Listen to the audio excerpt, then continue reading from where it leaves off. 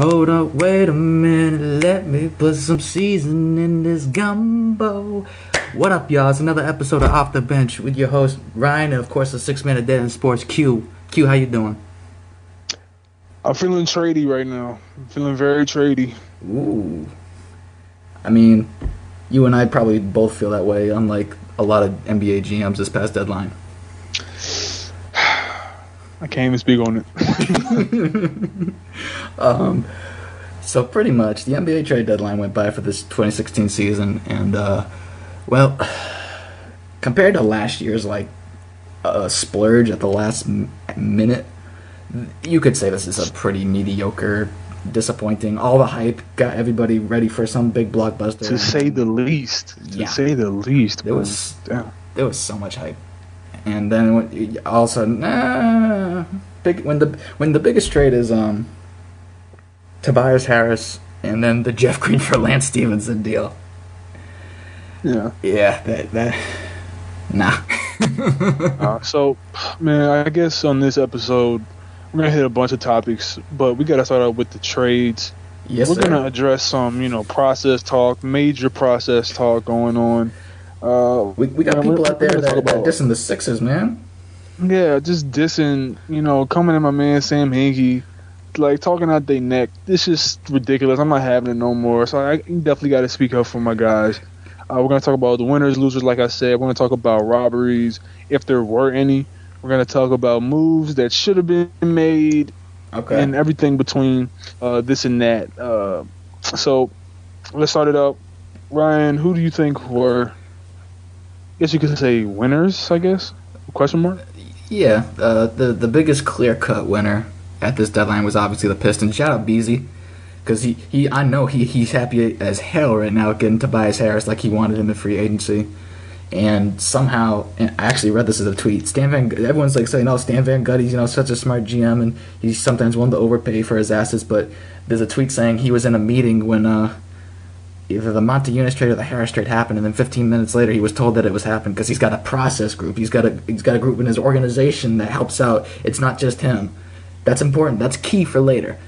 Organization, folks, okay? So they obviously won that trade very well because I don't understand why Hannigan, the GM for the Orlando Magic, did not ask for any type of first-round pick for Tobias Harris. And all they got in return was Brandon Jennings and Ersan Ilyasova. And it's just... But here's the funny thing, and I think maybe Scott Skiles had a little bit to do with this since he worked with Harris in Milwaukee too, and he eventually left them. I think either Skiles was like, nah, get him off my hands, or I think he had a say in that because Montezumas got demanded a first-round pick with Marcus Thornton to the Rockets, but Harris doesn't. So, But Pistons clearly got the best. They got a young core. The oldest guy is 26 and Marcus Morris. They got Stan Van Gundy's got his guys. All their roles are getting fulfilled. He's getting ready to tweak it. Everybody's set to go, and he's ready to start elevating to see what their ceiling is. So Pistons clear-cut the biggest quote-unquote moves that were done, and the most. I mean, I didn't see that much of a bigger trade. I'm gonna go Clippers. Okay. I think I'm definitely. The Doctor made a very good move, man. Doc, I like that move a lot. I knew I stuck up for Lance a lot. These past podcasts, I thought he was gonna find his groove in the LA, and he kind of did a little bit. He made some splashes here and there. He made some, substantial.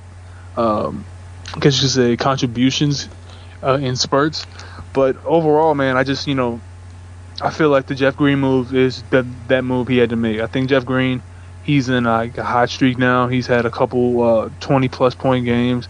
He's had a couple 30-point games before the All-Star break, and I think Doc Rivers, if anybody, would know how to get the best out of his former player. I think no one else in the league could get him to play as hard, besides Doc. So Jeff, I think he's so much versatile. He's such a versatile player. He could, go as a small ball 4 even. He could play the 3. He could, space the floor. He could shoot it a little bit when he's hot. He's unstoppable. And like I said, man, when he's hot, he looks like a Hall of Famer.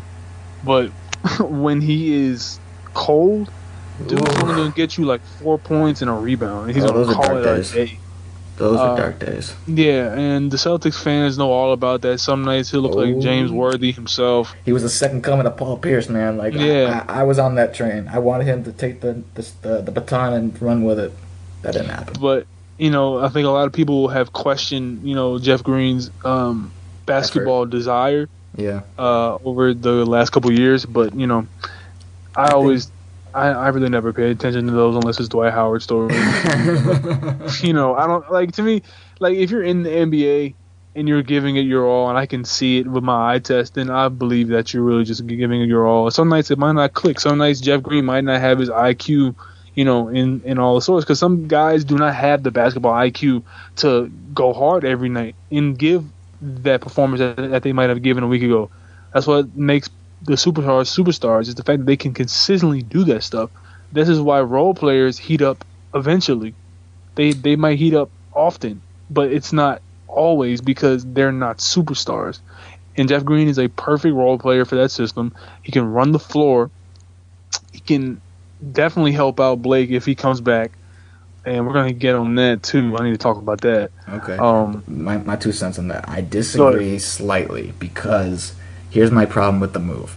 I think it's better I think you get an upgrade with Jeff Green, obviously. He can slash. He'll give them definitely better scoring than Lance and less technical fouls. But I think the biggest problem I have with that trade, and Memphis, I think, comes away more so winning that trade, is because, once again, Doc, as the GM, does not care about the draft. He gives up another first-round pick. The Clippers, I believe, do not have a first-round pick till 2021. He does not want to rebuild. Like, he just wants to win now. Like, I think ever since the 09, the KG injury, and after the 08 championship with the Celtics, it's been too good.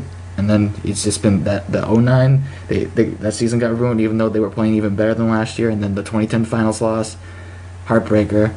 He really wants to win, I guess. He just does not want, even the D-League guys that they have, I don't think they rarely ever get minutes, like CJ Wilcox or whatever. He just does not want the young talent. Like, what he's got, you guys ready? We're going to get a championship. But it's not how that works, Doc.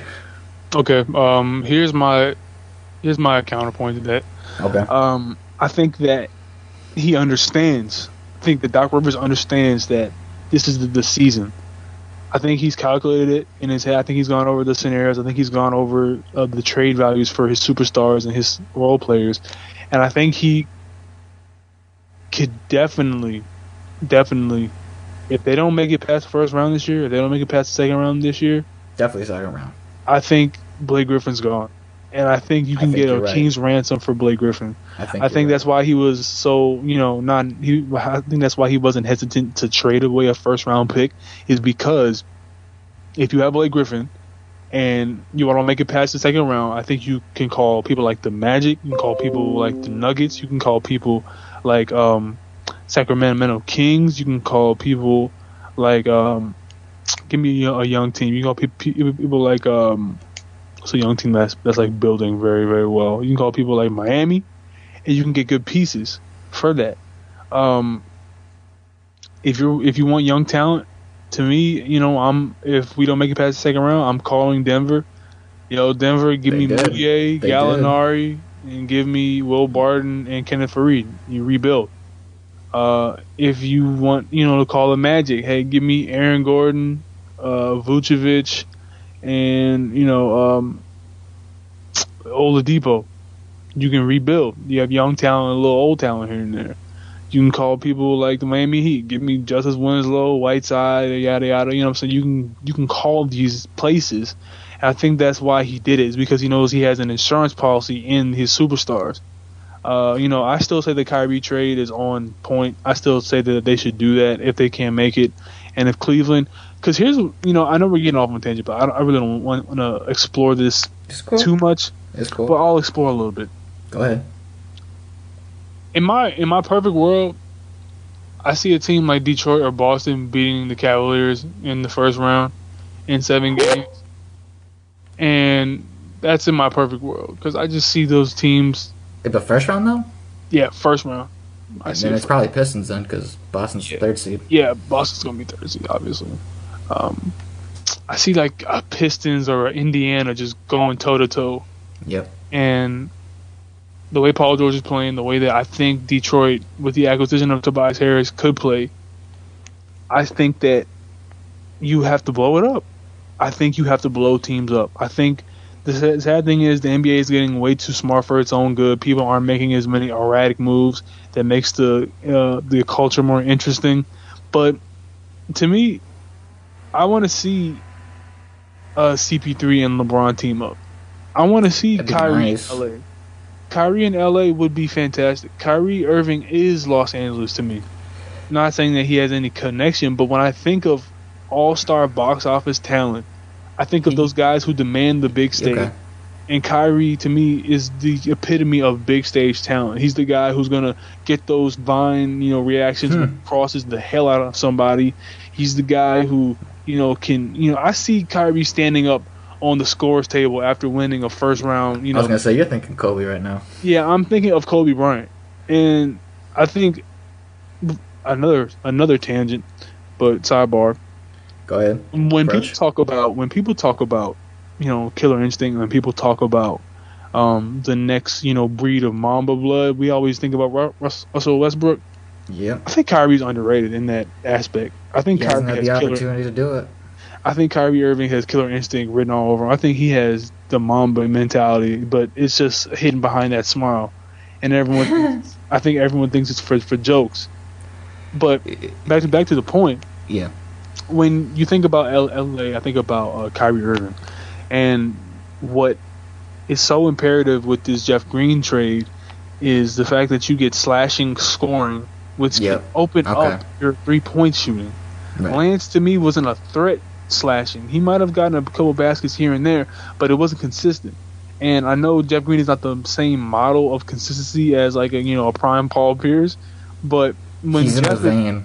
Yeah, but when Jeff is on, he's on. No, And I agree. And coming off the bench, that's perfect. That's perfect, man. But if they want to start him, that's he cool might start. too. But starting him, that's cool too, because I think some nights they should switch it up. So some nights Paul should start. Some nights Jeff should start. But my winner is hands down. It's the Clippers for sure. I think they've definitely suited up and they're ready to go. I think that if they play the Warriors first round, which they won't, because No, it'll be second round, I think. if they play second round, It'll be a fight. it will be a fight. People think that's going 7 games. There's bad blood there. There's so much bad blood, and CP is not going to lie down for Steph Curry. It's not gonna happen. It's just not going to happen. I will say this: after watching him play against my Celtics and then watch him play against the Spurs last night, he is at the apex peak right now. Like, he does not give 2 flying fucks right now. Like, he gets in a rhythm with his crossover when he's going one-on-one and then shoots a 3. The shot is like 100% perfect. Like, swish, hits the bucket. Like, he is making shots that you just think, wait a minute, oh shit. Which is why it pains me thinking about the fact that they could have had Dwight, CP, and Laker land. Kobe. That's that trade that Kobe will still say forever to that day. Like, he was supposed to be a Laker, and I agree. They were robbed. It's always fuck David Stern. They were robbed. And I just always think about that because Kobe should have had another chance to get that 6th ring. But that is what it is. Anyway, other winners though, just to get back on track. I'm gonna low-key Phoenix, and you might be a little, for people wondering. The reason why is, yes, they got rid of Markieff Morris. He's with the Wizards now. I think that's a little interesting because with John Wall, that might give him another slasher scorer to keep on that theme. It's an awkward move to me. It's a little bit, but it might work. It's just weird. It doesn't. I like him better than Nene there at power forward. There was no buzz at all. Like, there was no type of indication that, hey, Nope. Markieff Morris going to the Wizards. No, it just came out of nowhere. It was just like the GM of the Wizards called it, hey, yo. Hey, some trades are like that. yo, trade me Morris. It's just like, all right, cool. No, but here's the thing. Here's the reason why I say the Suns are low key winners from that trade.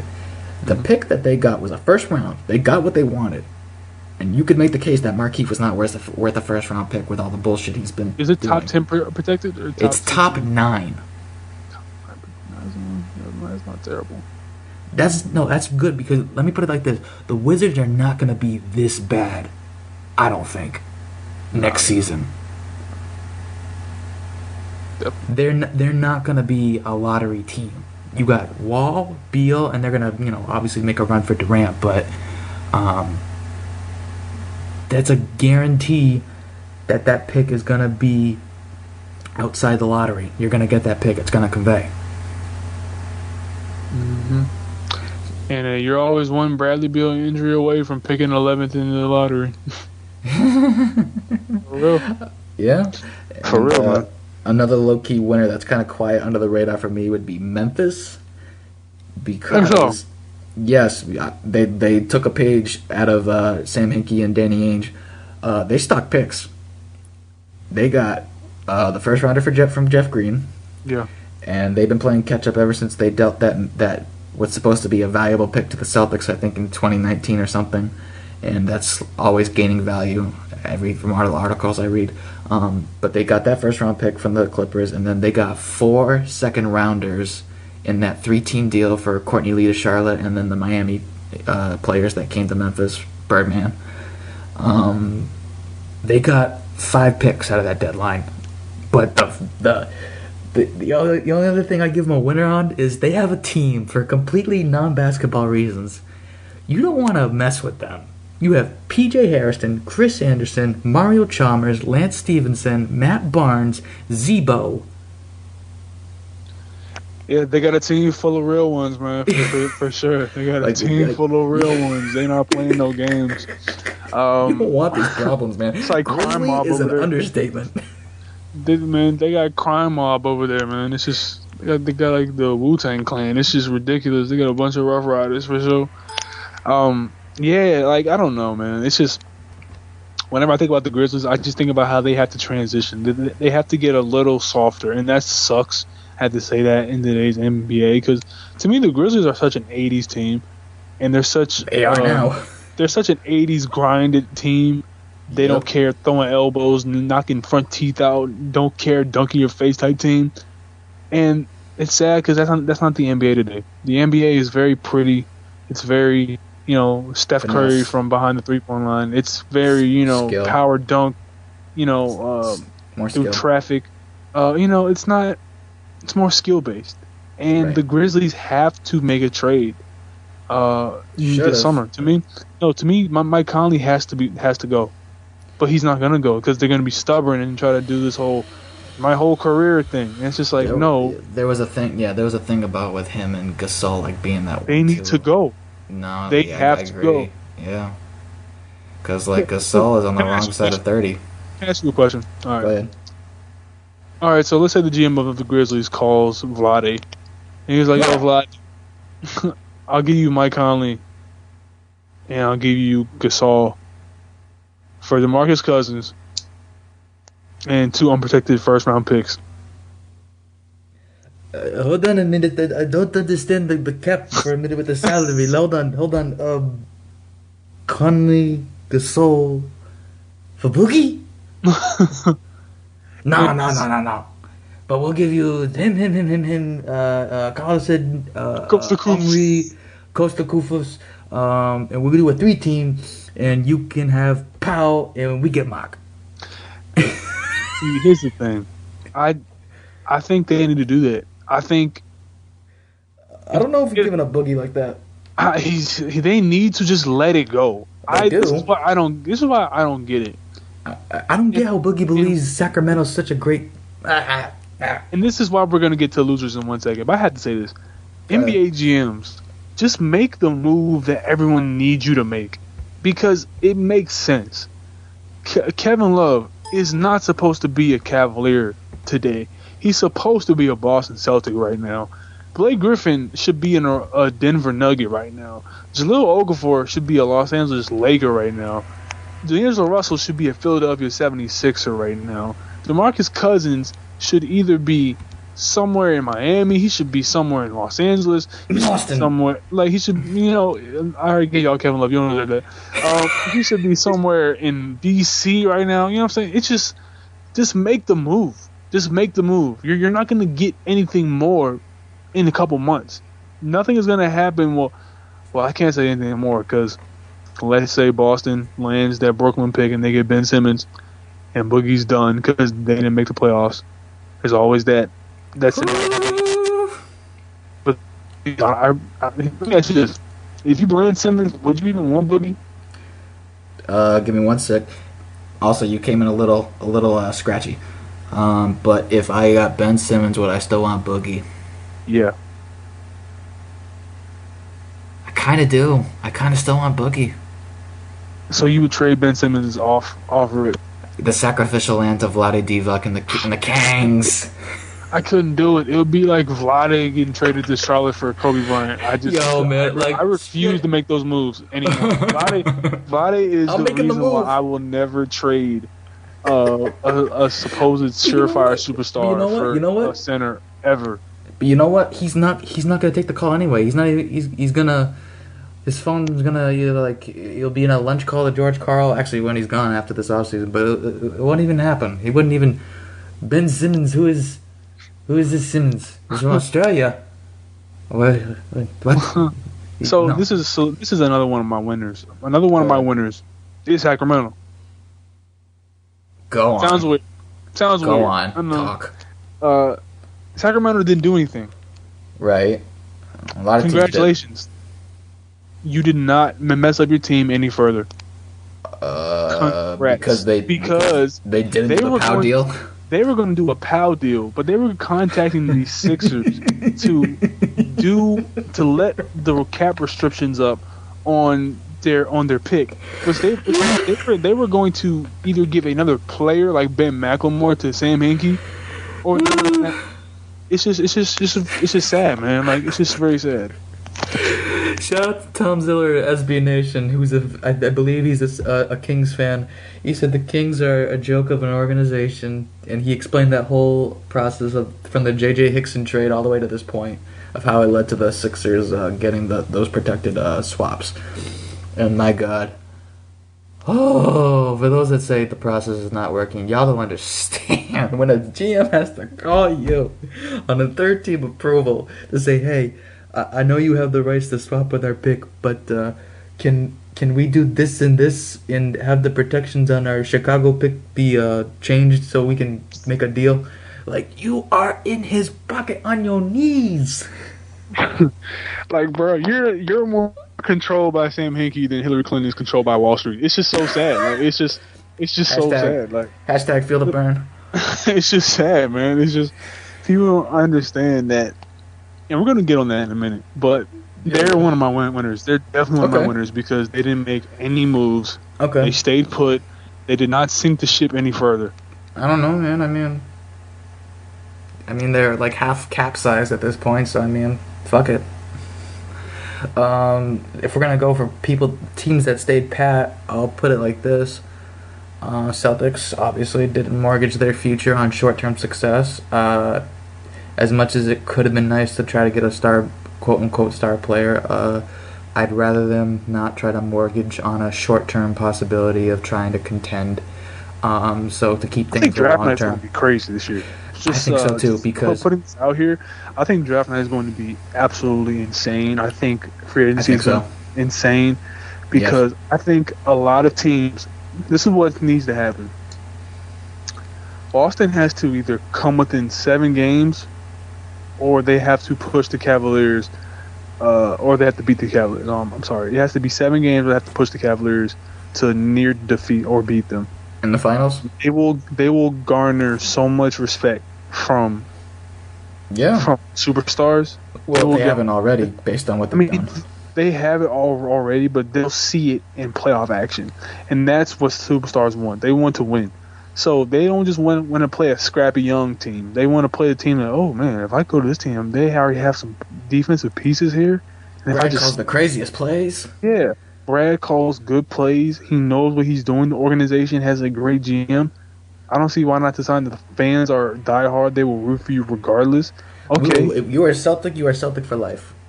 yeah, and that's what it is. So I think this is huge. I think draft night is going to be absolute. I'm telling you, bro. Oh, I believe it. If Joel Embiid, you already know what it is. Tell him, Joel tell him, Embiid, tell him, tell him. if Joel Embiid gets healthy, Jahlil Okafor is It's going looking somewhere like it. on draft. It's looking like it. Free agency, somebody's going to the Celtics if they can push a team to 7 games in the second round. Well, I mean, If they can make it to Eastern Conference Finals, they're locked in to get a superstar this summer. They're definitely locked in to get a superstar this summer. for those that don't know, who don't follow all the Celtics news over All-Star break, there was supposedly a player, I believe one of the All-Stars, that talked to Isaiah Thomas about life in Boston, playing for Boston, very curious about Boston, unnamed. We don't know who. A lot of people at the time was hoping it was Al Horford about wanting to play for Boston. So there's interest out there. It's growing. So look Yeah, out. and it's not going to die anytime soon with Brad Stevens and that young core. Yes, and sir. I think Danny Ainge wants to keep this roster intact unless he has to move a couple disposable pieces.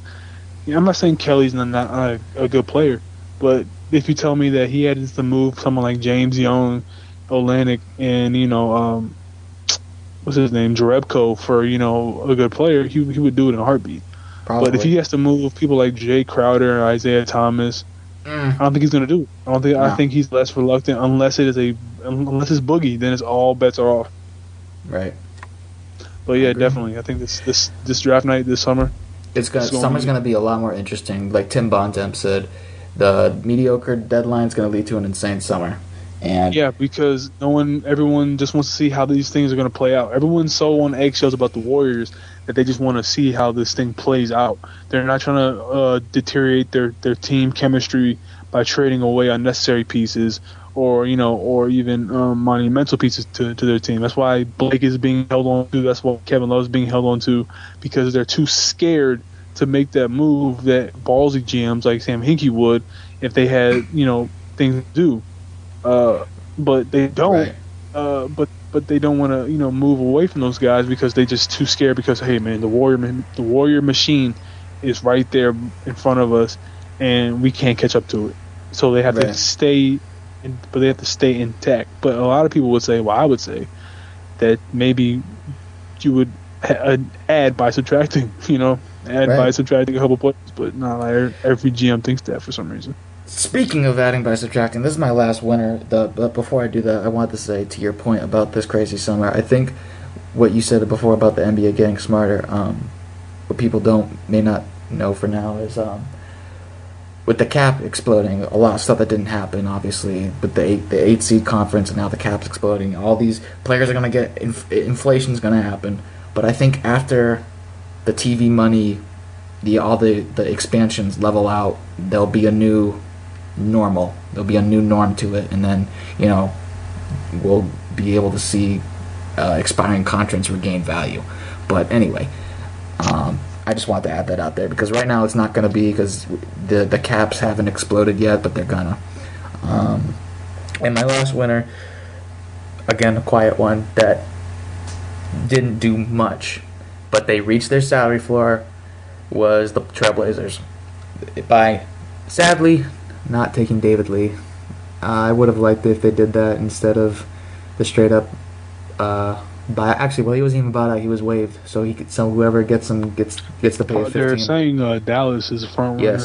Yes, and I think he would be a better key cog for what Rick Carlisle has to do, because his system is not as defined as Brad Stevens in the sense like it's a little more ambiguous in terms of playing a key little thing. Yeah, Brad lets the players let them be themselves. I believe Rick Carlisle's system is called Flow. I think that's what he said it was. Interesting. It's entitled Flow, FLOW. And I think he said when they beat the Miami Heat that year, they ran no set plays. They let Jason Kidd just call the regular, triangle-esque. Oh, yeah, that was different, yeah.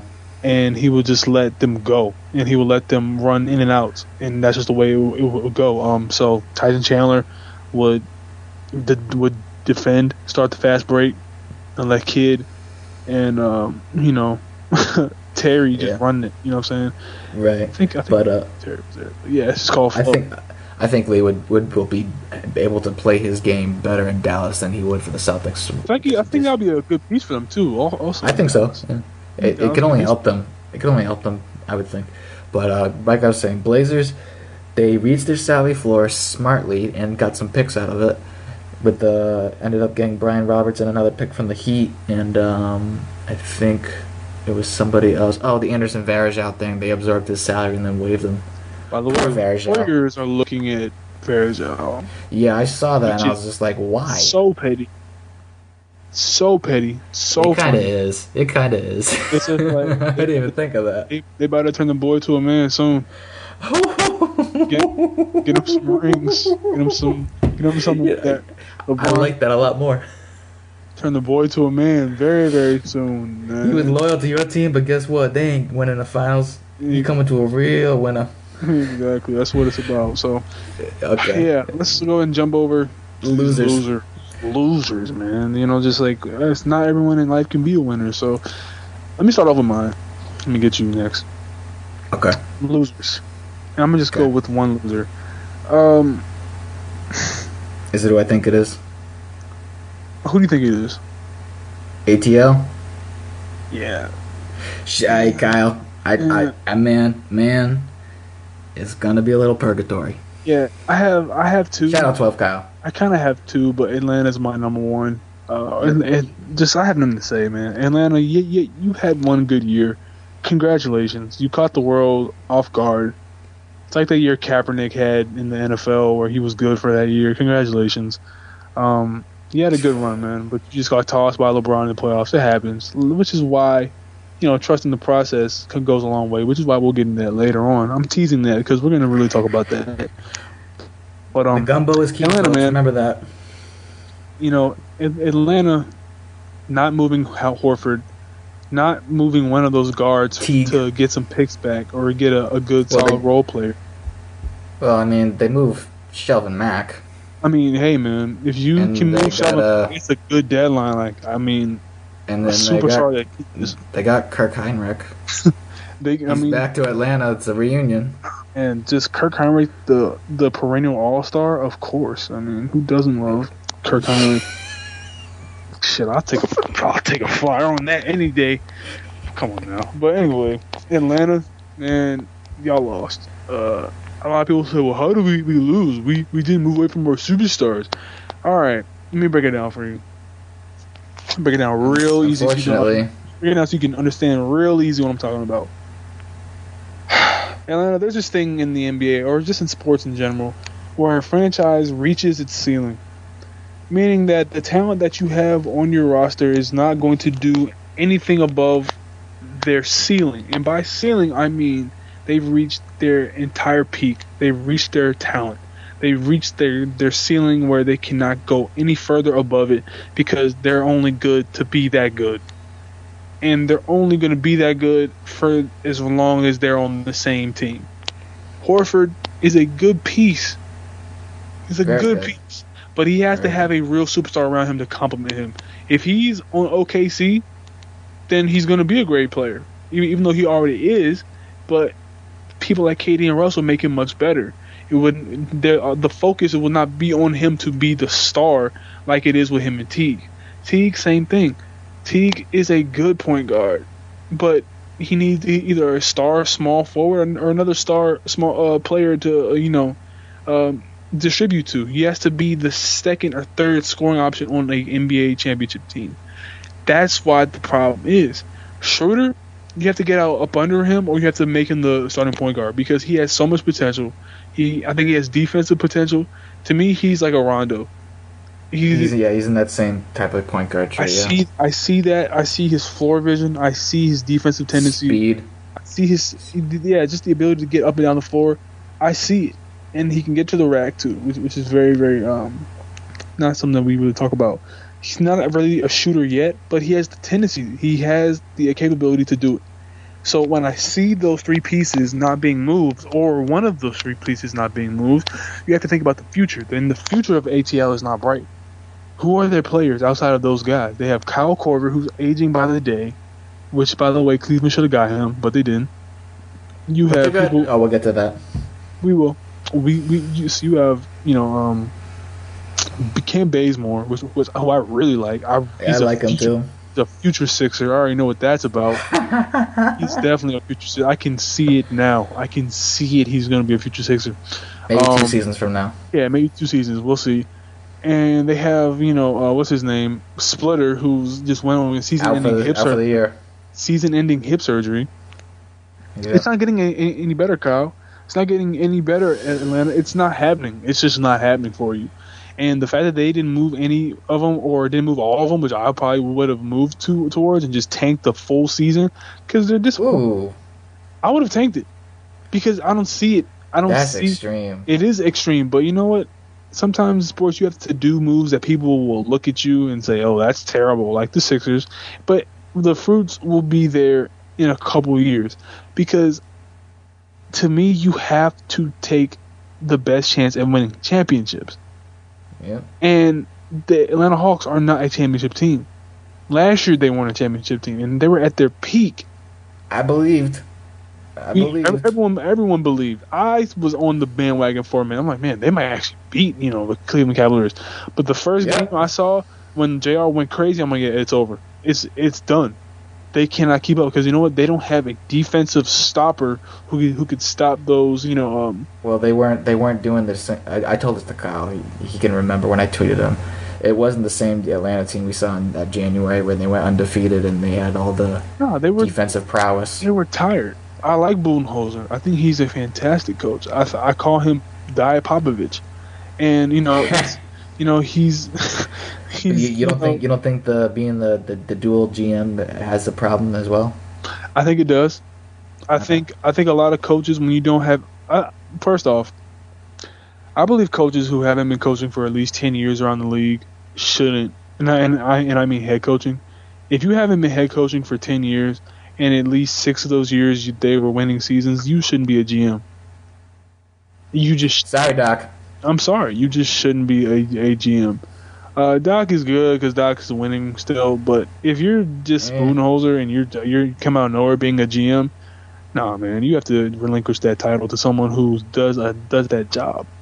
And you see what it does for Brad Stevens, where he can just be a great coach and let Danny Ainge take care of it, because Danny Ainge has been in this game before Brad Stevens was even thinking about it. You know what I'm saying? Yes, sir. What's his name? Jerry West was just letting Phil coach. But he brought in Kobe. He made the Kobe deal, and he brought in Shaq. It happens. You know what I'm saying? It happens. Good things happen when your job. You just do your job. And the Atlanta Hawks, they've met their ceiling. I'm sorry, they have met their ceiling, and it's not going to happen. Atlanta, you're a solid team, but to me, you're basically just a meh team. Second round. Very meh. It might be a first round team. Because the Heat can beat them, and the Heat aren't even at full squad right now. Oof. Damn. Yep. I was thinking they were a second. Okay, maybe. All right. Well, depends on D-Wade, I guess, and if Bosch comes back. Prayers up. Yes, please. I just hopefully the blood clots ease up, and ironic terrible timing for Chris Bosch around the same exact time, except this time it's in his calf. Bro, it's just uncanny. I've never seen anything like it. It's just the same time every year. Deadline. I don't know. 2 years in a row. They're about to gear up for a playoff push. Yep. Sucks. I don't know. It sucks. But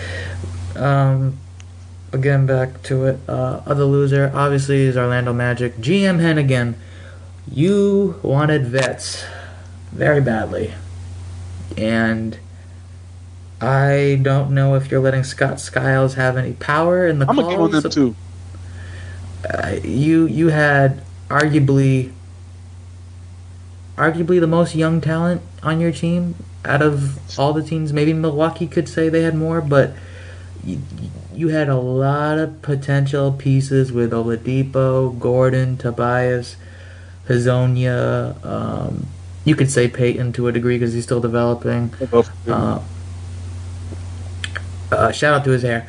But I mean, You just wanted that veteran experience because y'all sick of losing. Because I think that Rush those the Dwight, process. those yeah, man, those Dwight years just messed them up. I think because they was just such a force, and winning feels good, but losing sucks as well. But you gotta learn how to take the punches and not make some emotional decisions or impulsive decisions, or gotta think them through. Because I mean, it's important to have a balance of vets and young talent. Look at Minnesota and look at the Celtics actually as well.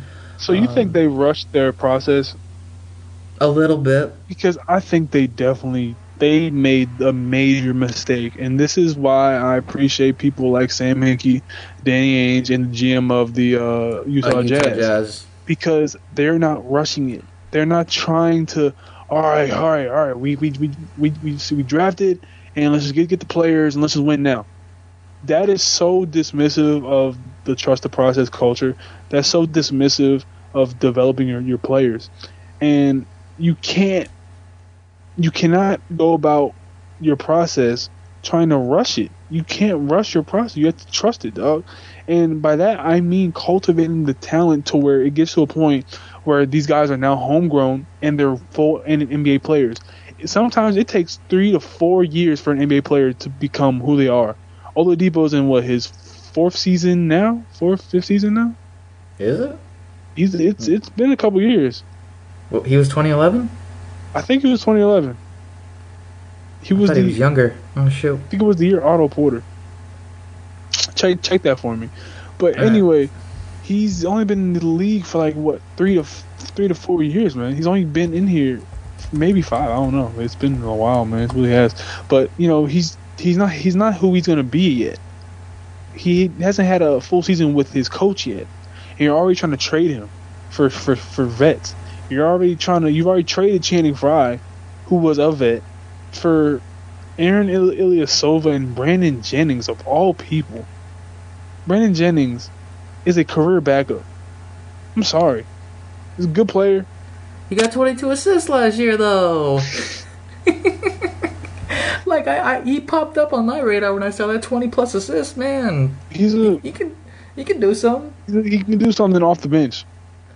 No pun intended, for sure. But no, all pun intended. All pun intended. Okay, but it just doesn't make sense. They rushed it, and now it's ruined. It's ruined. It's ruined to me. So their core. All right. So who is their core now? Is it Hazonia, Gordon, Fournier. Oladipo, and Fournier? Fournier's in that core. Oh, I think he's going after this summer. They love Fournier. Actually, since we're talking about the Magic, I saw this on Hoops Hype as well. But to answer your question, before I go off on that bit about Oladipo, he's 23. He's my age. He was the 2013 second-round pick. So this is his third season. And unfortunately, when I Googled his name, Hoops Habit has an article, and this just kind of broke my heart a little bit. Orlando Magic, is Victor Oladipo the next Evan Turner? Get out of here. Oh my god. Get out of here with that. No. Oh, absolutely not. Absolutely. Okay. Are you kidding me? Oh my god. Anyway, all right. Kidding? I didn't read the article. I just saw it on the Google search. My god. Let me know when Evan Turner can lock up like that, please. Please let me know. Brad Stevens would cry tears of joy if Evan Turner could lock up like Oladipo can. Get out of here with that, dude. Nah, he'd be stoic face anyway. Anyway, the young core, it's Peyton, Oladipo, assuming he's still starting. They really love Fournier. They're pretty sure they're going to lock him up. Aaron Gordon is now their starting power forward.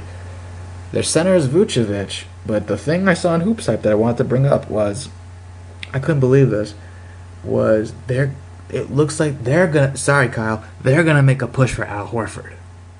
They want Al Horford? Yes. I don't understand that. Isn't apparently there's some mutual interest based on, I don't know, something about the Florida Connect. The Florida Connect in the college, I guess Horford's college days or something he did in Florida. I gotta pull it up. But apparently Orlando thinks they can make a push for Al Horford. Look up the ages of Vucevic and Al Horford, please, because that doesn't make sense. Let me pull this up here. Oh, all the articles are coming out for making sense of these trades. Okay, hold on. Jesus, a lot of Q&As. Because that just doesn't make sense, man. The whole I'm going back to my college. It threw me off.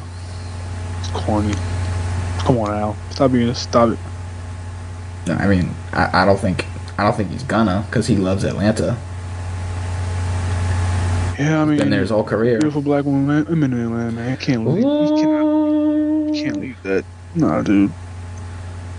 Right. Especially this tree. Get out of here with that. Go ahead. Oh my God, where Clippers? No. Dealey calls. Come on, load. Brooklyn. Oh, actually, you know who else is a loser? Brooklyn Nets. Think so? Oh yes, they just hired their GM the day of the trade deadline, and oh yeah, they were GM almost the whole season, right? When they fired Billy King, and then Mikhail Prokhorov wants to come and go for the R.C. Buford tree and Sean Marks, but then when it looks like he's not going to take the job, so what happened with Sean Marks? I don't know that name. Never heard of him. The fuck you talking about? You just had a 2-hour interview with him the other day, and then the next day comes out, oh, they're gonna crank up the money to give it to Marks in order to deter him from the Spurs, convincing him to stay, and then he takes the job, and I'm just like, oh no, you're here for life. I know. You can't get away from Prokhorov. Sidebar: while you still look up that stuff. Yeah. Another loser. Also, Joe Johnson didn't get his buyout, and he's thinking about an extension. Oh God, another loser. Another loser for me. I found it. Oh, what's up? All right. At 12:56 today, Magic Al Horford have mutual interests, but a source told Sporting News that the Magic will have an interest in Hawks man big man Al Horford, and the interest would be mutual. Horford helped lead Florida back-to-back NCAA championships in 06 and 07, spending 3 years as a student in Gainesville. Horford can be a free agent this summer. While he has been happy with the Hawks, there's no doubt that Atlanta was fielding offers for him in the last week before deciding to stand pat. So it's a Gainesville connection. Trash. Anyway, next loser is Houston. Dwight Howard specifically. Not moving Dwight Howard. Sad. I'm sorry. Not getting anything really in return besides what they got a first round pick for Marcus Thornton. Cool. They got a first and Monte Eunice, and they also. Hopefully that means the Sixers got something for Joel Anthony. Never mind. Hopefully that means they can use KJ McDaniels more, which needs to happen. That'd be nice, but they still need to use Terrence Jones. So I mean, it's just I can't believe they haven't moved him. They should have moved him last deadline. He is sad. To me, he seems like such a he's got so much potential. To me, he seems like such a like a Toronto Raptors piece for some reason. I don't know why. I can see him on that team, but they're definitely a loser for me. Absolutely. Yeah. Specifically, Daryl Morey. All right, they called, I think, at least 10 teams. I think it was Atlanta, Boston, Brooklyn, Charlotte, Milwaukee, Dallas. I'm probably forgetting some, but I believe it was like close to 10 teams that they called. You can look at the Mark Stein tweet. Daryl Morey, you may come from the Celtics tree and learning from Danny Ainge, but you did not make a smart move here because you wanted a front court player or a quote unquote starter and a first round pick for him. And Charlotte was willing to do it, and then you wouldn't budge. Actually, that trade I sent you about doing Big Al and Spencer Hawes, that was the trade that they did, and Daryl Morey said no.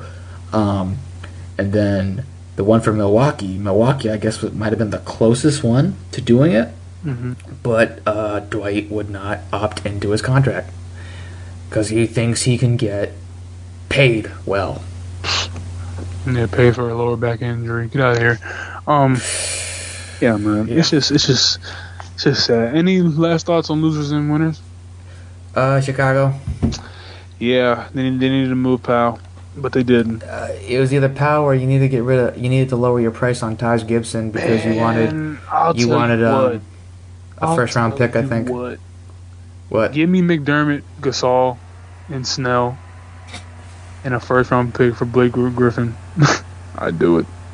McDermott, Snell, And who? Gasol and unprotected first. Clippers wouldn't do that. They got I DeAndre. would though, because What, Powell could for play kind of power your- forward. But then you don't think the lane gets clogged? Nah, because Powell can step Alright. out and shoot that. Yeah, he's true. He can shoot the three. He can shoot three. Yeah. Maybe. I would have Doc did it. wants to win now. And you get younger talent, which is a huge little bit. thing. You get younger talent in McDermott who can cut up. You'd get a better bench. Yeah, I mean, you learn from JJ Redick how to shoot threes. That's pretty good for you, Doug McDermott. You know, so Yeah. that's just another one of my dream scenarios. And Bobby Portis needs more minutes, obviously. Yeah, so. free Portis for sure. But, yeah, I don't have any And, last thoughts on him. Yeah, that's it for the losers, pretty much. And obviously, actually, the biggest winner was Golden State because they woke up from their drunken nap after the deadline, be like, so let's see what happened, and Let's like they're looking down from the castle, saying, "What? Look at the peasants rioting." Oh wait, I didn't even finish. Oh, because they looked at the Cleveland's three-team trade to get Channing fucking Frye. Hilarious. Because I'm gonna What? You basically got a watered down version of what you're using in Kevin Love. You're basically getting a watered down Kevin Love. How does that? You're basically getting a watered down version of a watered down Kevin Love. Shout out Big Stowe, the managing editor for Dead End Hip Hop. Yo man, like I know you want Cleveland to win, but Is he a Cleveland fan? I believe so. When I was talking to him, My condolences. Anyway. yeah, like Channing Frye is not what is gonna help. Wow. And Yeah, that's not help anything. I'm sorry. Anderson Varejao had to get the boot. Your loyal guy. Yeah, but by the way, there's a hilarious video of a little kid who finds out that Varejao got traded. Oh It's my so God. funny. So funny. You're like, did we trade Varejao? He's just like, yeah, we did. And he starts, he just No. breaks down crying. He's like, dude, Oh did we my trade God. LeBron or Kyrie? He's just like, no, we didn't trade them. He was like, oh, okay. He just like walks off. It's hilarious. Like it's like the pain only lasts for a minute, which is so funny to me. But yeah, man. Last thing I got for this is obviously the biggest robbery. BZ 430, man, you're sitting pretty. You swindled Orlando Magic very well. Danny Ainge would be like, that's a good move. Yeah, they are. And Memphis low-key had a very stealthy robbery, but it's with their picks because they're stocking up. But other than that, man, it was a quiet, disappointing deadline. Not much. Summer is going to be a lot more interesting. Yeah, by the way, real quick, since we're talking about young talent, can we just talk about how Golden State already has young talent waiting in the wings? Kevin Looney. Kevon Looney and McAdoo Yes, sir. and Rush. I like that kid. Yes, sir. Future Sixer, I can already tell. They're already shooting threes well. He's like, a future. Brandon Rush is a future Sixer. I can already tell what's going on there. But Kevon Looney is going to be a problem. People think I'm just saying that. He is going to be a problem. Wait, like he got picked in the last of the first round. Just understand. Please understand. Don't count him out. That Kevon Looney is going to be a problem in 2 years. When Draymond can teach him all of his mannerisms, it's over. It's so done. It's over. I'm like they already have the next 4 years locked up. I'm sorry, and they're only going to get better. So yeah. Closing thoughts. Robbery also. Detroit. Congrats. Like I said, Detroit, man, they got the clearest assets in that one, and like I said, the highlight of that draft was finding out that Clippers got Jeff Green in the end. Sounds good. Process talk. But, okay, so the reason why we're going on this is about the whole idea of the impact. Sixers, actually, I forgot to say, Sixers are winners because they stocked up more picks, and they may have gotten Joel Anthony, but they capitalized on more picks. We got one Joel playing this season. It's not MV, but it's all good. Yeah, man. So let me to all those people that are. Let me go in. Let me intro this real quick, cause y'all ever had good gumbo? Serious talk. Because Q got something to say to all you naysayers about trusting the process and not understanding what the process is. I just have to preface this.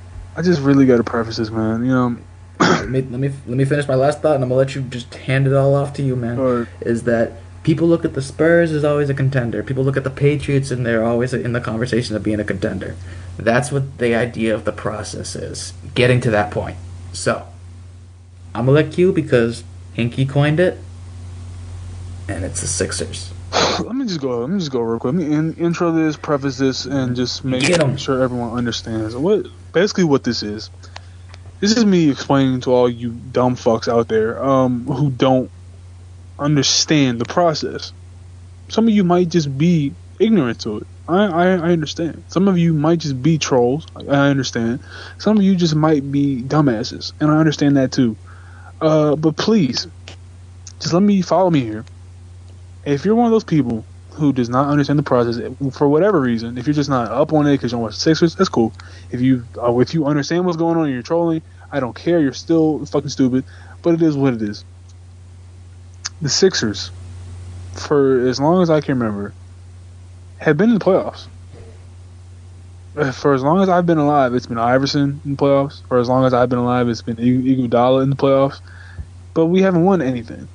Okay? We were the Atlanta Hawks. A team full of solid players who played mediocre when it came time to play hard. We were a bunch of overachievers who made the playoffs. And I'm not talking the Iverson years. I'm talking about the Iguodala runs and the Lou Williams and Drew Holidays. We were a bunch of overachievers. We weren't that great. We weren't terrible. We were just a middle of the road team that got a couple wins, 36 wins this season, and we made the playoffs. The idea came about in 2013. For those who think that we're tanking for 10 years like a bunch of dumbasses, it's okay. In 2013, we got a new GM in Sam Hinkie, coming from, I believe he came from Houston. And Sam Hinkie said, all right, blow it up. The season before, 2012, we had traded for Andrew Bynum, which is just absolutely horrendous trade. We pushed the Boston Celtics to, I believe, 7 games, almost made the Eastern Conference Finals. And that was the last year that we made the playoffs in 2013. For those who say we haven't made the playoffs in forever, I mean, I guess Iverson didn't happen. I mean, 10 years ago was 2006, which Iverson took us to playoffs. But but they don't count that. It is what it is, man. So here's the problem. I have a problem with everyone who doesn't understand it. So I'm going to educate you. The purpose, Y'all gonna learn today. The purpose of the process is to always be in contention for a championship ring. That's what the process has always been about. That's what the process will continue to be about. And for those who doubt the process, let me explain to you in depth what every piece is about. 2013, we get a new GM. Like I said, Sam Hinkie comes from Houston, student of Daryl Morey, and he understands the importance of stockpiling assets. Who were the players on this team? Iguodala, Lou Williams, Evan Turner, Drew Holiday, Spencer Hawes, Thaddeus Young, a bunch of good, solid, middle-of-the-road players. And notice how when they leave the Sixers, the only one who did anything was Iguodala, who happened to have landed in the greatest shooter of all time's team, and the second greatest shooter I've ever seen in Klay Thompson, and one of the best, GMs who's not consultant for that team of all time, in Jerry West.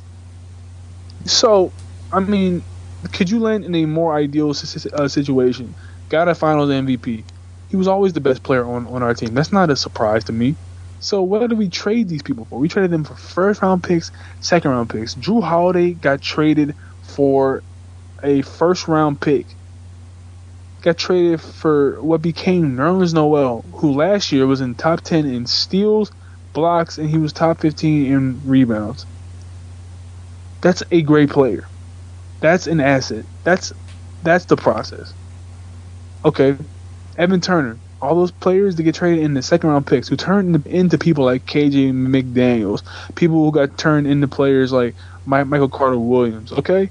So, for those who, always have the excuse of, well, you all just, draft injured players, so what are you talking about? Is Nerlens injured right now? Okay, yeah, please shut the fuck up. Thank you. Is Joel Embiid injured right now? Yes, he is. But so many GMs would have made that same move. You cannot pass up on that talent. When you see his college film, it looks like young Hakeem. Danny Ainge. Woo. Danny Ainge said it himself. I was them, I still would have taken him too. So many people were trying to trade up to get him because they thought that we're not going to take him. Who were we going to take? Aaron Gordon? You didn't even know who Aaron Gordon was before this dunk contest happened. So please stop with that. Okay, Jahlil Okafor, the next year. Oh, how come you all just took 3 centers? As insurance. But y'all gonna learn very soon. Well, the Lakers fucked up. The Lakers fucked us up. They took a player who they shouldn't have taken. It's not our fault. So we fall back on the best player after that. And for everyone saying Porzingis, kiss my ass, because you didn't even know who Porzingis was. Please don't. Oh, well, I would take Porzingis. Okay. Knicks fans booed. Yes, Knicks fans booed. People on Twitter were laughing. Phil Jackson has no clue what he's doing. But now that Porzingis is good, you all want a dick ride. It's hilarious to hear y'all talk. It is hilarious to the naysayers.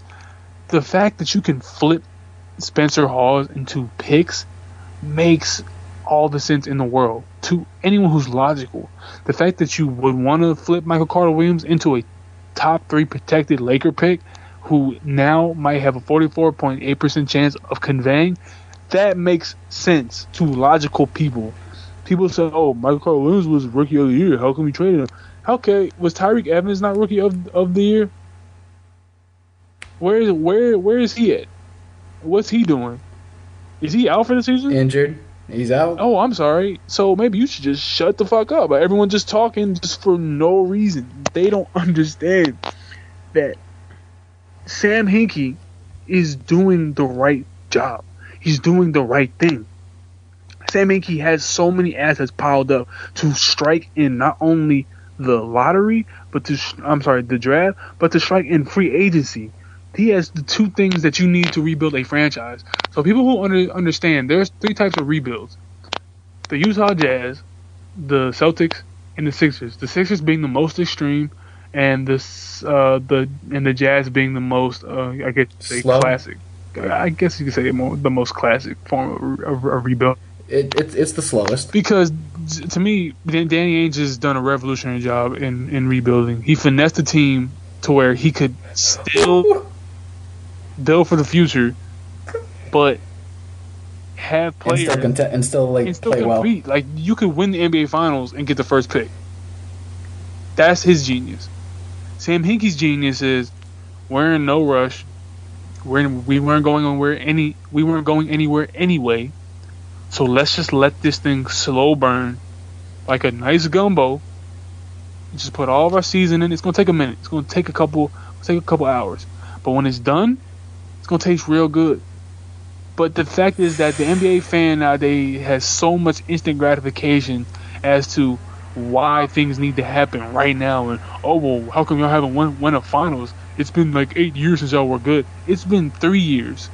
This is the 4th year of the rebuild.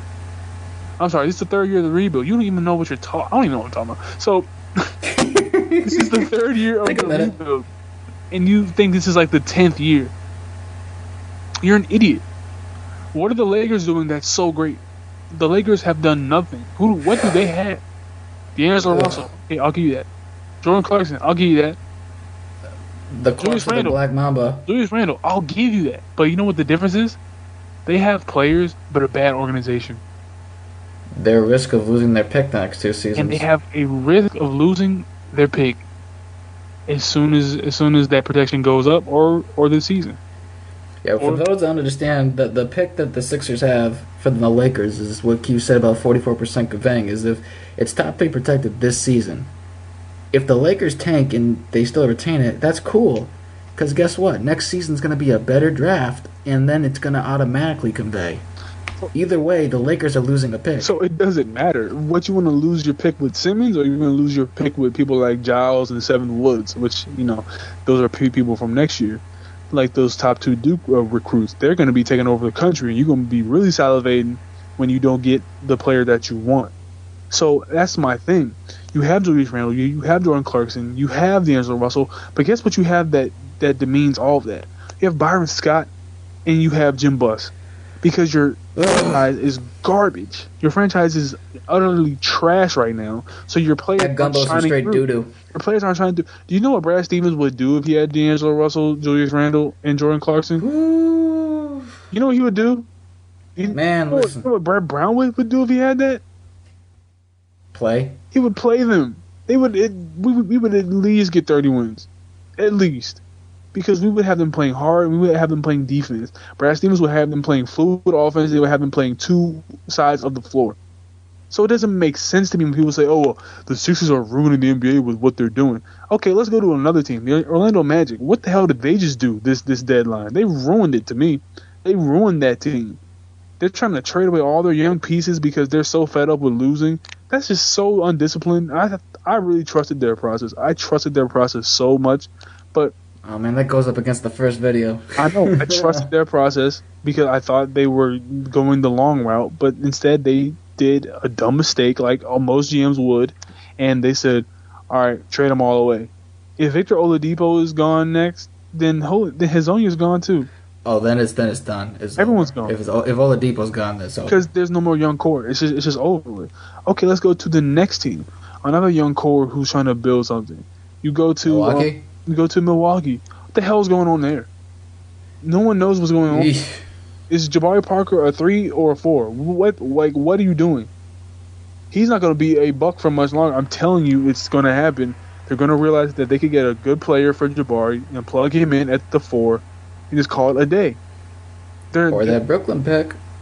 Brooklyn pick, I'm telling you. I'll tell you right now, I'll give up both right now. Both? I'll give up both. Because you have to think about it like this. And I'm gonna give up both Brooklyn picks for Jabari Parker. Oh. I would do it because here's what you have to do. You have to just sometimes just bite the bullet, man. You can't swindle everybody. Hey, they can have the first Brooklyn pick, and they can have plenty of other picks as well, because we don't need all those second rounders and whatnot. But anyway, yeah. So it's just like you have to think. They don't need both Brooklyn. So exactly, but I would do it if I was Sam Hinkie. Sam Hinkie would probably do that too, man. For who just all right, Jabari, yeah, cool, all right. I don't think you give up both first lotteries. Well, I mean, the thing is though, if this is depending on if we have the Lakers pick too, but you know, I'm just saying. Anyway, but anyway, just side note, but for those who don't understand, we have the Miami pick, which is top 10 protected. We have the Laker pick, which is top 3 protected.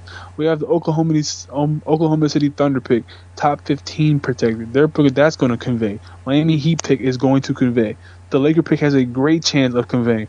Our pick, which people don't understand, is probably the best pick that we could have. So it doesn't even make sense to me. You have the Golden State pick.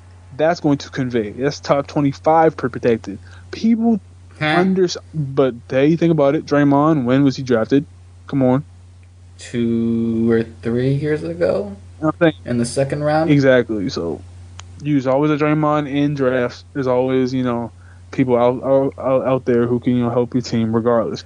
Oh. So you have those. I think we have like 4 or 5 first round picks this year. And hold up. Please look that up. Breaking. What's up? So that mystery team I told you about? Yeah. I think it just got revealed somehow. What's up? If I'm reading this correctly, the mystery team that supposedly the deal that Danny Ainge said that was almost done, it might have been for Okafor.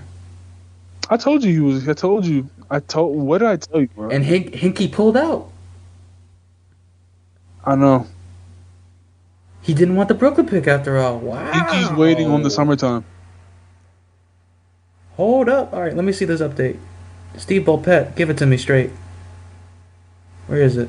I think Hinkie's waiting on the summertime, and that's smart. Well, the talks are definitely open to bring it back up. They definitely. Yep. Ainge has referred to in radio interviews was Philadelphia's Jahlil Okafor. Ainge has turned silent on the matter. Yeah. Well, I put my money on either him or Parker. No, I figured it was Jahlil Okafor because we were calling to see the interest, and I'm pretty sure that they were gonna give us a pickup for them. So I was like, yeah, all right, I would have did it tomorrow. I would have did it yesterday. I'm sorry. Damn you, Knicks! They lost to the Nets. Let's go. Let me stop. I hate the Nets. Keep going. So here's the thing. All these picks, all this cap space, and people are saying, "Well, where's this going? What do you mean?" All right, best case scenario. Let's go with best case scenario. We get our pick. It's Ben Simmons. We get the 4th pick. That's either, and I'm pretty sure the next 2 people would be like Ingram and probably Jamal Murray. I'll probably be those 2. 4th pick, Chris Dunn. Miami pick, Buddy Hield. Last pick, somebody like Valentine or something. Who knows? Valentine or a Trimble type kid. All those second round picks. No one knows that much about basketball to give you players in second round, but all these different selections that we can make. So we go into the season with either Chris Dunn sitting at the 1, Stowski sitting at the 2 if we don't make any moves like a Macklemore, Covington. I'm sorry, Simmons at the 3, Noel at the 4, Embiid at the 5 if he's healthy, which everyone's saying. By the way, update on that. Sam Hinkie said that Joel Embiid, he expects him to be ready for this season, which he's never said ever. Last season during the summer, he was like, well, we'll see what's going on. It was always cautious because he didn't feel good. But Joel Embiid has been going around to specialists all around the entire world. He's gone to Qatar. He's gone to Florida. He's gone to places in England. He's gone every single place. And every expert is giving him the green light to go to his next stage in rehab because it's healed up great. So people, Qatar got the juice. I'm saying because they don't understand. They don't understand this. They don't understand this process. It's a slow cook. You're not going to get everything exactly how you want it when you want it. So please understand, people, that the process is not about automatically contending. It's about contending for a long time. We want that Celtics 80s run. We want that Lakers 80s, 90s, early 90s run. Or that Celtics 60s run. We want that 60s run. We want that Chicago Bulls 90s run. We want that Detroit Pistons 2-year run if we could take it. But that would result in championships, but by the way, not just going to the playoffs. But I'll take 2 years of rings over anything. I'll take 2 years if that's all we got. That's what we're trying to get. We're trying to get we're trying to get that moment in time where we were on top. That's all we want. We want that Patriots type of dynasty. We want that, 08 Celtics run. We want that. We want to be those people. We want to be that team. So for those who will look around the NBA and say, "Oh, you all just drafted 3 centers back to back." Okay, first off, you have to even say that because you have to look at what the most projected number 1 players were at the beginning of the year for each of these drafts. Noel was most projected in 2013. Okafor was most projected in 2015. And towards the end of the season, it was a toss-up between Wiggins and Embiid. And guess who got all 3 of those players? The Sixers.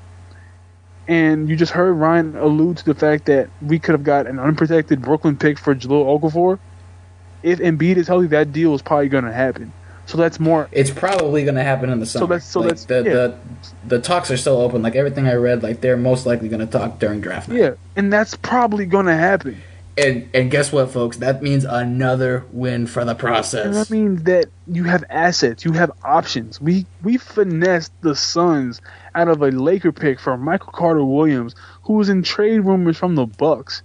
Oh, but I guess Michael Carter Williams was such a great player because he was Rookie of the Year, right? You don't understand anything that you're talking about. You're just talking out your ass using Stephen A. Smith talking points from like you're just saying things for everyone who's a naysayer or disparages the process. You don't understand the process because you're probably a fan of a team who's never done anything. Laker fans don't care about the process because they have faith that they're going to be good one day. Boston They're fans still hoping Kobe comes back next season. Yeah, Boston fans don't care about the process. They don't care that much to despair Sam Hinkie because they're too busy trying to fight Jahlil Okafor and trade for him now. It doesn't matter to them. We just found out about it, man. Damn. I know, and that's going to be hilarious if he has to go to the place where he got caught up, in the streets. You know what? Maybe it was a sign. Maybe Hinkie said like, you know what? I might trade you to Boston. I need you to cause a little ruckus. I mean, what better way to get acquainted with Boston than have a fucking street fight? That is so Boston right there.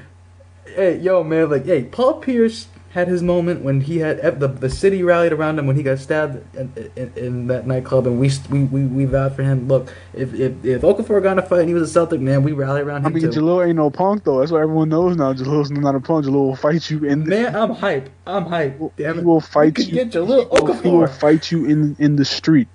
So please, let's go. We're gonna get this kid's defense going. So closing thoughts. Go up and research all the picks that we have coming up in the next 4 years. Hold up. Give me a minute. That's going to take a little second. I think we own the most. And by the way, I didn't even mention this amongst all those 4 picks that we have in the first round. We have a pick swap with Sacramento. Where if Sacramento... That's so hilarious. If Sacramento wins the lottery, we get that pick. Oh, more insurance for getting the first overall pick. But, we're just such a terrible franchise, and we're trying to lose every single year because we just want to lose. You're like, sound like a bunch of idiots. You have to look at what we found. Robert Covington was top 10 in three-point percentage last year. I'm not saying he's a superstar player. I'm not saying he's a transcendent talent. I'm saying he's a player who wouldn't have got the same chance if he wasn't on the Sixers. Jeremy Grant, same way. He went from being a player on the Syracuse Orange who did nothing, made like 3 threes his entire career there, to being a block machine. 9th in the NBA. You don't understand what we're doing here. What we're doing here is we're building a culture that's not going to win for just a year like the Atlanta Hawks. We're going to be a team that wins for a long time. And I'm telling you, if Embiid is healthy, it's over. All right. So I counted it up. I don't know if Real GM has updated it, but if it is, then you have 20. Boston has 19 picks. If it's not counting it, then I believe Philly would have 22. Yeah. I think we own the most. Yeah, even if they don't count today, you still have one more pick than Boston. Which is why I'm saying that there's 3 types of rebuilds. You have the classic Utah Jazz rebuild, is just do what we do. Hopefully we find a superstar player in the lottery. We'll take our time. And then you have the Boston, who is let's compete while we stack draft picks and do what we want, and we can still win the lottery even if we win the NBA championship, which is insane to me. And you have the Sixers rebuild, which is we're not going anywhere anyway. Let's take this nice and slow. Let's find a player in the draft to build around. And then when we find our superstar rookie, we're going to just go all out in free agency and spend. That's the process. The process has always been about finding that player. And I believe we found him in that Cameroonian kid from Kansas. I think he's definitely that guy. And we have another chance of getting 3 more in the top 12 this season if they convey. Oh man, I'm to quote KG, I'm so hyped right now. Jalil Okafor. Let's talk about that. Shoot. Let's go and talk about it. Update segment. This was not a part of the original script. All right. Let's talk about that. So what do you? All right. Let's say it's a straight up pick for Okafor. Well, actually, you know what? Give me James Young too. I'm probably gonna need a player for that. Just give me James Young, deal. Okafor, and the pick. Deal. All right. So you give us James Young and you give us the Brooklyn pick for Okafor. And your starting 5 is Isaiah? All right. So if everything stays the same as it is this year, because sooner or later Marcus Smart is going to take the starting position at one point, but assuming it stays the same, it'd be Isaiah, Avery, Crowder. Assuming we still keep our, you know what? I'm gonna say this: they let Zeller go. They keep Sully. Mm-hmm. They keep Jerebko. Yep. They might let Amir walk because his salary's not guaranteed either. Yeah, he hasn't been doing much for y'all. He's been glue. He's been all the little things are very helpful. A couple loose balls here and there to jump on, but he's been at a lot of. You can get that from anybody. He does all the dirty work. That's why he's a coach favorite, and he's a guy that you appreciate a lot more. It's why Toronto misses him. So I appreciate what he does. I don't think Jalil starts. I don't think so. I think he definitely would. He might All right, let's say it that depends. It Brad has depends. all right. Okay, All right. if they kept Sully, then I think it's a fight between him and Okafor for who starts. Okay, But if they don't keep Sully and they say Sully, Zeller, y'all gone, and it's gonna be Okafor and Mickey for the future, then I think he might. okay, but let's just say this. Let's say it happens during the draft, and they have an entire summer to get right. I think Y'all might get Terry Rozier. I think Brad gets him in shape. I think he teaches him how to play sneaky defense. I don't think He gets him to play I think he defense. gets him to play a little bit of defense.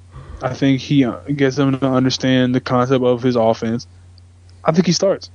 You can't have that coming off the bench. He could very well. He could very well. I think he's definitely coming, straight in the lineup. There's no way he comes off the bench because you have to run that pick and roll. Like, to me, smart Okafor pick and roll would be a thing of beauty.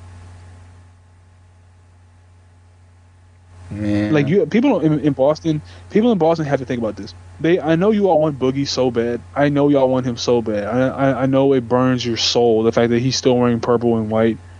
But Who?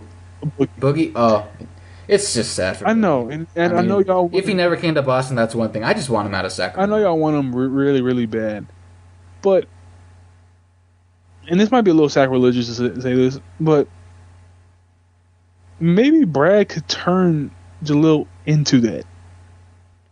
Maybe. And this is how high I hold Brad Stevens.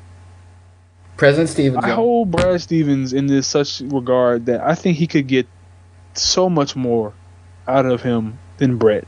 Because Maybe. I love Brett Brown, and I think he's a fantastic coach. I think Brett Brown would do a lot better with guards than he does with big men. But the thing is, though, he taught Noel how to shoot a jump shot, which is pretty funny to me. It's not consistent yet, but he taught him the form at least. He didn't have no form back then. Now he's knocking down at least. I think he's shooting 63% from field goal range, not field goal range, free throws. So that's fantastic for Nerlens Noel. So just off that alone, Brett got Jalil to shoot a little bit better. He got Jalil to shoot a lot better from the free throw line. And just his post presence alone would have knockdown shooters. Like, to me, the future, from what I see, it's Smart, RJ. I think you plug in like a Brandon Ingram kid there. 4, you could probably put in Mickey. Jordan, and then Jalil. That's a good ass lineup. Ooh, the defense got me hyped. I'm saying, like, I don't think people understand that you have Jalil to play pick and roll with if they do that. You have, let's say you have Brandon Ingram if the Nets pick goes top. If they improve his spacing, ooh. Yeah, and you have RJ to play, young Clay, and it's just like, and you have Marcus Smart to play defense, and him always getting better as a shooter. Can it be draft time now? Like, is it June yet? Like, this is the only reason I watch the NBA for draft right now. People don't understand this. I could care less about the finals. I want my team to be in the finals. I don't care about the Warriors. I know I do, but I don't. I mean, I want to see a good series. I do, but I don't.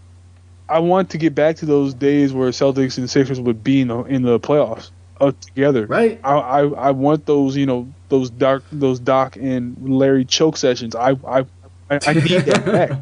I need Charles Barkley holding back the Doc. Man. I need that back. But people don't understand. Like, I need those Paul Pierce, Allen Iverson duels. I need that. Oh. I need that back. But they don't. They just don't get it because they've never seen it. So I understand all the young NBA fans who just, the Warriors are so cool. Oh, LeBron. Nah, bro. Before that, Man, listen. Before that, it was Boston. It was Philly. Lakers. It was the Knicks. It was the Lakers. It was the Bulls. And those were the Spurs. And those were the classic franchises that always went at it. So I want to see those teams back to prominence. I want to see the Lakers, the Knicks, and the Sixers and the Celtics back in those finals conversations. I want to see that. As much as I hate the Lakers, I love them at the same time because I love to have a villain to root against. As much as people hate to see them good, I love to see the Lakers good. I love to rip the hearts out of LA. when we beat them in 0-1, Yes, sir. when we beat them their first game, you realize how lit the city was? It was ridiculous. People were so happy. Oh my God, we actually have a chance to beat Kobe. Even though we didn't beat Kobe and them, we had a chance. And we beat them in that game in overtime. We were like, oh my God, Iverson is here. He has arrived. You know what I'm saying? When the Celtics beat the Lakers, when they beat them down. In 08, when they beat them down, that was a symbol that we got one over on them when they were at their best. And y'all got one of the best quotables. Anything is possible. Like I'm saying, anything is possible. I mean, just think about the possibilities of what an Embiid, Chris Dunn core could do. Then think about the possibilities of what a Simmons, Noel, and because I think Simmons could play small forward. I think Brad Brown could teach him how. Isn't he a small forward right now? Or is he playing He's playing power in college, but to me, he can handle the rock so much better than any four I know. You know, he can go to the rack better than anybody. So he's definitely a 3 to me. So to me, front court of Simmons, Noel, and oh my God, like it's just like people don't understand the possibilities that are here right now. People don't understand a front court of Ingram, Embiid, you know. People don't understand this. They don't. I'm so hyped right now. They don't get it. They don't understand the possibilities of what the process is about for these 3 teams. They don't understand that there is so much more to this than just getting picks. It's about bringing back that feeling of waking up after winning a finals and saying, that was a good ass year. Let's go do it again. And you know I want that 1983 feeling back. Even though I never had it, but I want that back. When I watch YouTube clips, I want to experience it. I want to experience that parade down Broad Street. I want that. Because the Eagles definitely ain't bringing that shit. And I want to see the Sixers do it. Because they have the possibility. I want to see Boston in the finals some years. I want to. Of course, I would love to see us in there every year, but I know it's not realistic. I want to see us always in contention. I want to see the Lakers always in contention. That's the important point. That's the key, y'all. That's a major key. That you always are in contention. You never losing focus off of the ring. And I think the Lakers got out of focus. I think the Sixers had become so easy with, so comfortable with being mediocre that they didn't care anymore. They're like, yeah, this is what we are. So a radical change is the only thing that we can do. You know what I'm saying? And we just got a pick out of Joel Anthony, another second round pick. So, I don't understand the fact that you all saying the process is not working. The process is working. Y'all just sleeping. Because y'all gonna wake up one day. Y'all gonna miss the gumbo. Y'all are gonna wake up one day, and you're gonna be wondering how Boston got so good, and you're gonna be wondering how the Sixers got so good, and you're gonna wonder. People are wondering that now. Yeah, whoa, when the hell Boston? I thought they had nobody. I'm saying. What are they doing? They're quietly 3rd seed and have all these top statistics of playing so well. How are they doing this with no superstar? Because I guess the team is a superstar player by itself. They all have the scoring, the defense, the tenacity of one great player that plays together. It's like Voltron. It's the Voltron. Like I said, it's Voltron. Exactly. It's a Voltron thing. So, I mean, people don't understand. I think we should close out here because this is just my final testimony here. Your parting shot? My parting shot is... Shout out to 12 Kyle. Sorry, Atlanta. You have to trust the process. The process is more than just about picks. It's more than just about players. It's about waking up after winning the finals and thinking, man, that was a great year. It's more... How we do it again? And let's do it again. It's more than just, watching the games on TV. It's going to the bar and saying, hey, yo, how about those Celtics? Yo, how about those Sixers? Yo, how about those Heat? How about those Lakers? How about those Knicks? How about those Hornets? You know what I'm saying? It's about that. It's not about, hey, we just got another top 10 pick. It's about, hey, I wonder who we're going to draft with that pick that's going to turn into a great player. It's about getting those, 2016 championship T-shirts. It's about ordering your 2016 championship hat. It's about ordering the finals DVD. It's about that. That's what the process is about. And you have to understand this because the moment that you do, you're just gonna be too late. because you're gonna have missed the bus. You're not the gym bus. You're gonna have missed the bus, and the bus is gonna have good talent on it. It's gonna be a good show to watch, and you're gonna look like an idiot because you were the one disparaging it for so long. I'm telling y'all, the Sixers. I'm gonna put this in final shots right here. And follow me here. The Sixers are that ugly girl in high school who you thought was so disgusting. And she was so smart, but she was so ugly. She was just so ugly. Don't do it. She was so ugly. Don't do it. And you see her a couple years after high school's out. It's probably y'all just graduated college. And she's so bomb. She looks so good. And you're wondering, what the fuck happened?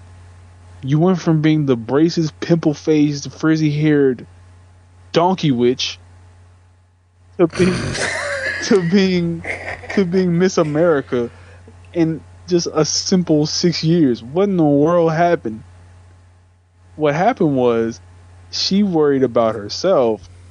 She started to not stop worrying about boys. She got her skin right. She went to the gym. She took the long. She trusted the process. She glowed up properly, and that's what the Sixers are. They are the ugly girl in high school who no one wants to take to prom, but they are going to be the girl that everybody's trying to sleep with in a couple of years. I'm telling you, I'm going to see them Sixers shirts all around this country, and it's coming.